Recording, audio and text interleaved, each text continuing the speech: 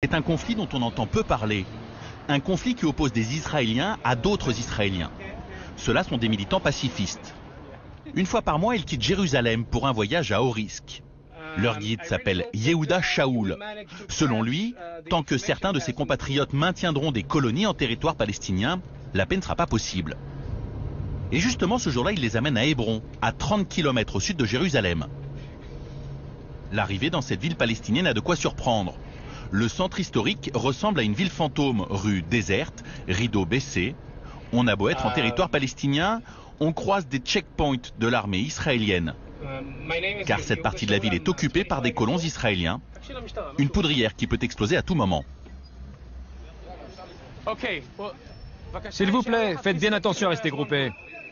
La visite de ces militants pacifistes est étroitement encadrée par la police israélienne. Car à chaque fois, les colons les attendent avec des sifflets et des porte-voix pour les insulter. Yehuda, le guide, est leur cible principale.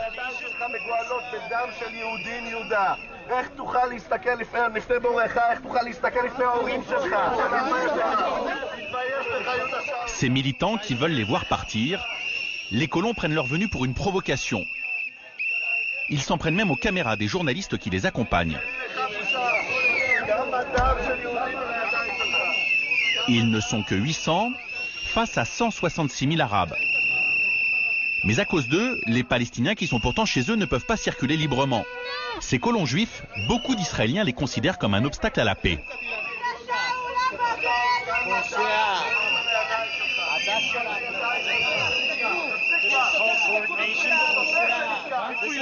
Sur la carte, nous sommes ici.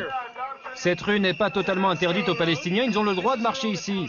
Mais ils n'ont pas le droit de se promener en voiture, ni d'y tenir un commerce. Ils ont juste le droit d'y marcher. Aujourd'hui, Yehuda Shaul, comme de nombreux Israéliens, demande l'évacuation de ces colons irréductibles. Mais ce ne sera pas facile, car ces extrémistes sont prêts à braver tous les dangers pour vivre au milieu du territoire palestinien. Ce sont moins de 90 familles israéliennes qui occupent quelques immeubles entourés d'Arabes, en particulier dans la vieille ville. Car il y a là un lieu saint. Le caveau des patriarches, l'endroit où est enterré Abraham. Le problème, c'est que selon la tradition, Abraham est l'ancêtre commun du judaïsme et de l'islam. Voilà pourquoi, d'un côté de son tombeau, des juifs viennent se recueillir. Et juste de l'autre côté, ce sont des musulmans qui prient.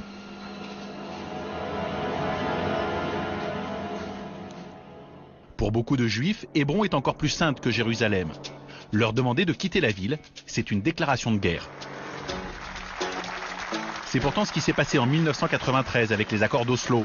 Les Israéliens s'engagent à se retirer de la Cisjordanie. Rapidement, Hébron doit devenir totalement palestinienne. Plus un juif ne doit y habiter de façon permanente. Mais certains colons ne veulent pas en entendre parler.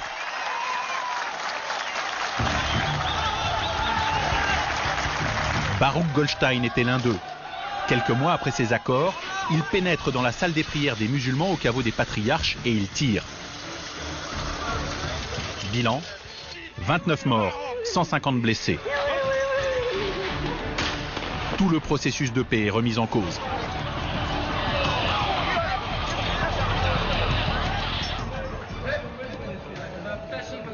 « 15 ans plus tard, les colons sont toujours à Hébron et la ville vit dans un état de tension permanente.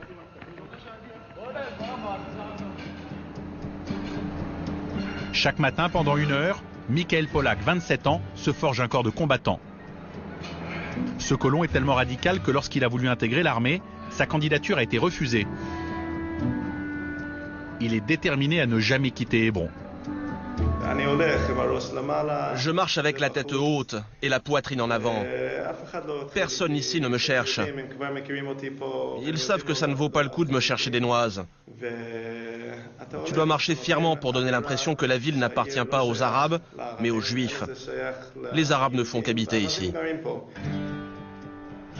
Michael est prêt à tout pour marquer son territoire. Lorsqu'il est arrivé ici, il y a 4 ans, il a vu que c'était un Arabe qui nettoyait les trottoirs devant le caveau des patriarches. Il a exigé et obtenu de s'en occuper lui-même.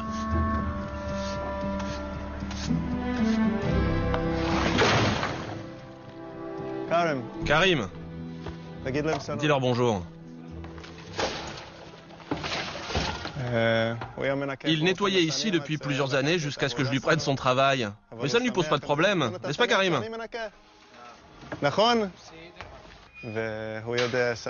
Maintenant, il sait que toute cette zone, ce sont mes ordures. Des ordures saintes? Bien sûr, les ordures les plus saintes du monde.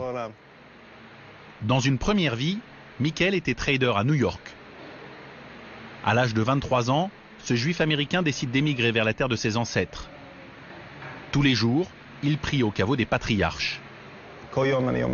Chaque jour, je remercie Dieu de m'avoir fait sortir de New York, de la bourse de Wall Street où je travaillais. Je le remercie de m'avoir mis justement ici, à Hébron. Il n'y a pourtant pas d'endroit plus dangereux pour un Israélien. D'autant que depuis 2 ans, il habite un immeuble totalement isolé au milieu d'un quartier arabe. Une provocation pour la population palestinienne. Michael partage cette grande maison avec 7 autres familles de colons. Il y vit avec sa femme, Orly, elle aussi américaine, et leurs 4 enfants. Allez, au bain. Non, maintenant, allez vite. Dans ce quartier, c'est le premier bâtiment où des Juifs habitent. Nous avons vraiment réussi à sauver ce bâtiment, à le sauver des mains des Arabes.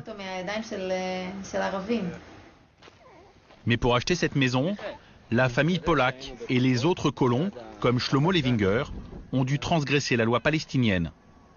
Un Arabe qui vend sa maison à des Juifs, c'est fini pour lui. Il signe sa condamnation à mort. C'est absurde. C'est pour ça que nous sommes passés par un médiateur de Jordanie qui a acheté le bâtiment à notre place et nous a transmis les actes de propriété. Depuis qu'ils se sont installés ici en trompant les Palestiniens, la tension dans la ville n'a jamais été aussi forte.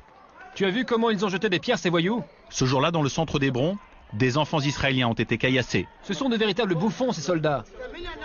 Crois-moi, on ne veut pas de bazar ici. Si je savais qui a lancé des pierres, je le corrigerais moi-même.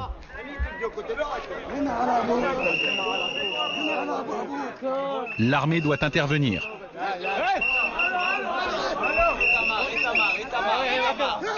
Ne fais pas ça!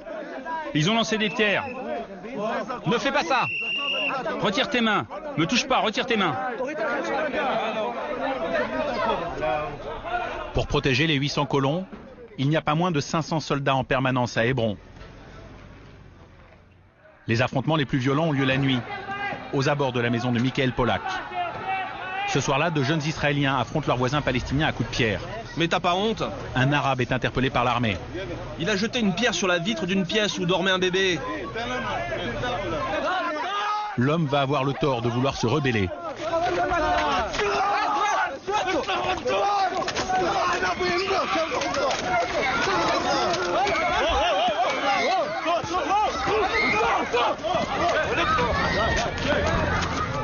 Tu le tiens? Serre-les fort, vas-y fort.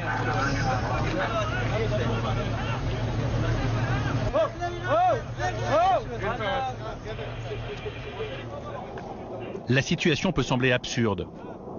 L'État israélien considère cette implantation comme illégale.